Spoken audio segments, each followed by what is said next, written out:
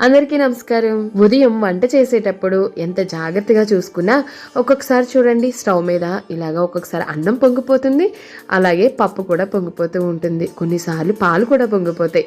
అయితే ఇది వెంటనే క్లీన్ చేసుకున్నామా సరే, లేదంటే ఉదయం పూట 10 నిమిషాల్లో అయిపోయే పని సాయంత్రం వచ్చేసరికి ఇదంతా కూడా ఎండిపోయి చుట్టూ చీమలు పట్టి బొద్దింకలు అవి చేరి అరగంట పడుతుందండి అంతా క్లీన్ చేయడానికి. అంత శ్రమ ఎందుకు చెప్పండి? ఉదయం పూట ఒక్క 10 నిమిషాలు స్టవ్ కోసం కేటాయించామనుకోండి, స్టవ్ చాలా నీట్గా అయిపోతుంది. ఇలాంటి గ్యాస్ స్టవ్స్ క్లీన్ చేసేటప్పుడు కూడా మనం చాలా జాగ్రత్తగా ఉండాలి.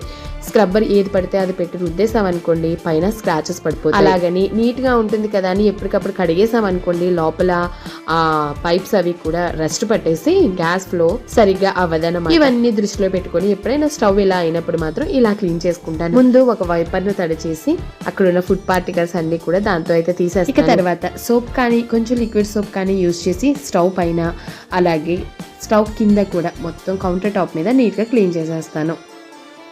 తర్వాత అదే వైపర్ని క్లీన్ చేసి ఒకసారి స్టవ్ అంతా కూడా తుడిచేసి తర్వాత డ్రై క్లాత్ పెట్టి ఒక్కసారి తుడిచేసామనుకోండి స్టవ్ అద్దంలాగా మెరిసిపోతుంది. ఇలా ఎప్పటికప్పుడు మనం నీట్గా ఉంచుకోవటం వల్ల వంటగదిలోకి చీమలు బొద్దింకలు ఇవేమీ దరి చేరకుండా ఉంటాయి.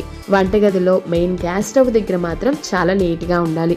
అప్పుడే మన కిచెన్ ఎప్పుడు కూడా హైజెనిక్గా ఉంటుంది, మనకి హెల్త్ ప్రాబ్లమ్స్ అవి రాకుండా ఉంటాయి.